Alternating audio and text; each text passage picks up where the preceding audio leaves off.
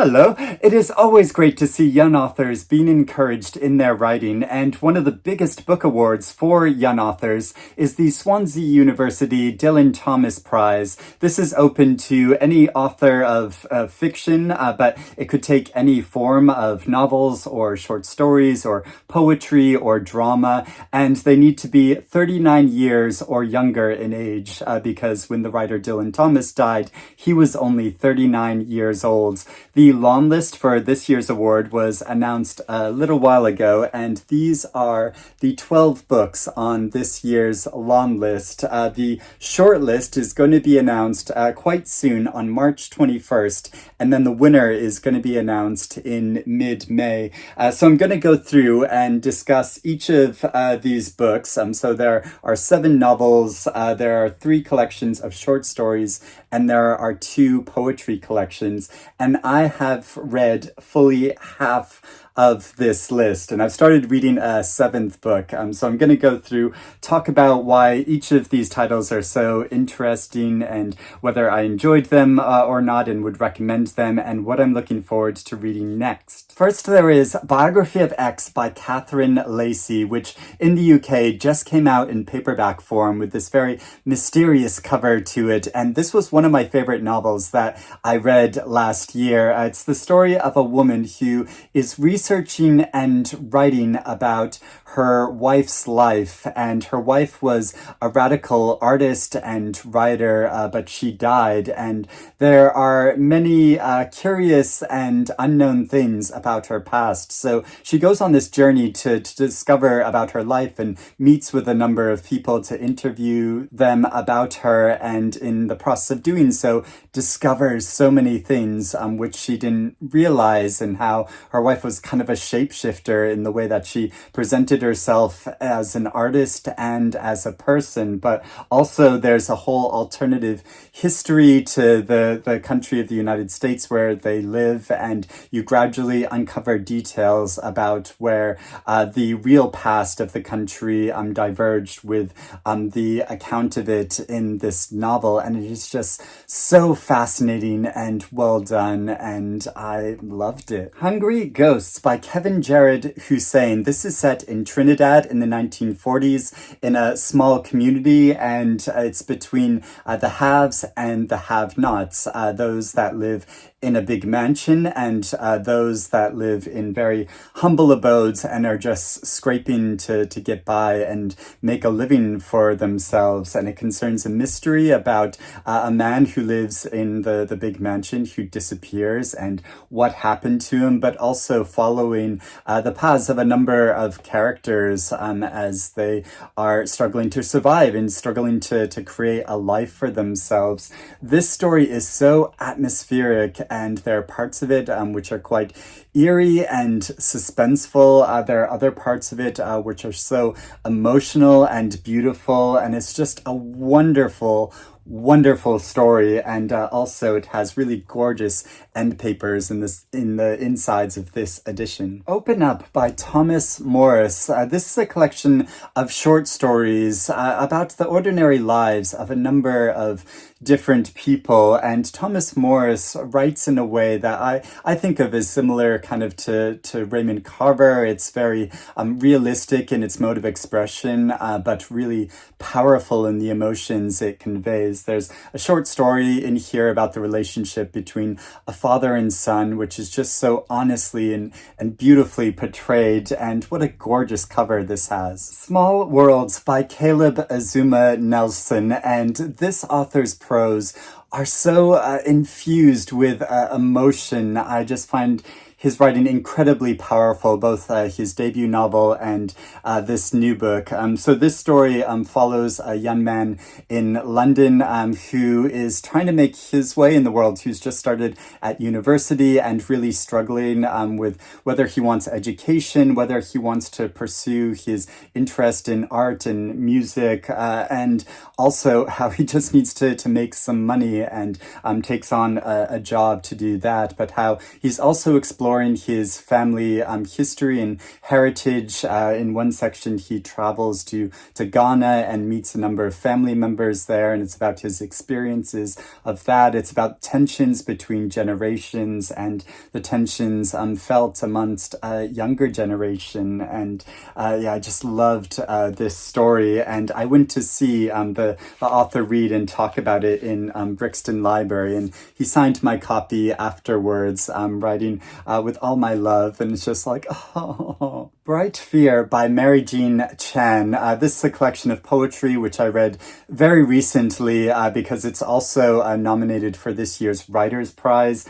And Mary Jean Chan's poetry, I'm just really goes straight to my heart and really speaks to me. I sometimes struggle to read poetry, but I find her poems so direct and really easy to understand and absorb, and are so effective in that way. She writes quite a lot about identity, both sexual and racial identity, and tensions between generations and family members, but also out in the public. Specifically, some of these poems deal with the recent pandemic and the levels of racism that were being directed at people with East Asian heritage during that time. And I want to read one of these poems just to show you how effective they are. And this concerns a sort of love of literature, but also looking at one's heritage. So she writes, I cherish books because my mother first loved them. My grandfather found her a Chinese translation of Percy Bysshe Shelley's poems and Charles Dickens' Great Expectations in a time of famine. What my mother taught me was how to revere the light language emitted. My mother perceived that literature was precious harvest from wild fields of sorrow, a stanza I'd someday read, like those water reeds glinting under the Canterbury sun that summer we visited, each line clear as a reflection, each syllable robust enough for a life. And I just love how that captures this love of literature, but also especially like between generations, and how it offers this escape. And so some of these poems do deal with like the form of writing itself, and struggling with poetry forms, or whether that should take the form of memoir or fiction. And she's just such a wonderful writer. And also incidentally, she was one of the judges of last year's Booker Prize. And speaking of the Booker Prize, a book that was longlisted for last year's award was A Spell of Good Things by Ayòbámi Adébáyò. Now, I have to admit, I thought this novel was okay, but I struggled with it slightly. I felt like maybe it took on a bit too much. It follows the story of two different individuals in Nigeria who are very much on like different sides of the fence and across this economic divide, and it shows how during one big incident their lives sort of come together and they have interactions with each other, but is also following their separate stories. And I felt like it was slightly uneven in how it handled that and how it brought it all together, but it was really interesting how this showed the way that greater political concerns then like sort of filtered down into the lives of people, and also how this created such big economic divides between people in the country. So I loved her first novel, Stay With Me, and I thought this novel was good, but she's obviously a really promising talent. The novel which I'm currently reading, and which was also the winner of the debut fiction category at the Nero Book Awards, is Close to Home by Magee. This is set in Belfast and follows a number of young men, but one man specifically, and how he comes from a working class background and he's struggling to make his way in the world and struggling to find his place in the community, and it replicates his experience and represents his experience so vividly that I feel like I'm right there. A novel that I've been really wanting to read is The Glutton by A.K. Blakemore. This is a historical novel set at the end of the 18th century in rural France and concerns a young man who has an insatiable appetite and is just able to eat and eat and eat. And he becomes kind of a local legend and a figure of fascination amongst a number of people. So his life is recreated in this fictional story because he is based on a real historical case, but also this period in France and changes that were going on at the time. I'd also read Blakemore's debut novel, The Manning Tree Witches, and she writes in this really dark and atmospheric way. Another author that I've previously read is Camilla Grudova. Her novel Children of Paradise was longlisted for the Women's Prize last year, and this is her short story collection, The Coiled, Serpent. And these stories have a real surrealist tone to them. They also deal, quite frankly, with the body. So if you've read Children of Paradise, you'll know, I think, kind of what to expect. And there was lots of graphic descriptions of that and some quite like gross descriptions of things. But she writes in a really compelling way, and that is so original. A new to me author that I hadn't heard of before this prize list is Local Fires by Joshua Jones. This is a collection of interconnected short stories set in a Welsh town, and they explore the lives of a number of different figures, but are looking at issues to do with working class life and masculinity and sexuality and neurodivergence, all subjects that I'm really interested in. And I love books of interconnected short stories and how you can see kind of overlaps between different characters' lives and how different stories touch upon one another. And I'm so looking forward to reading this. An author I've been really wanting to read is Eliza Clark, and she is nominated for her novel Penance, which concerns a crime and the disappearance of a girl, and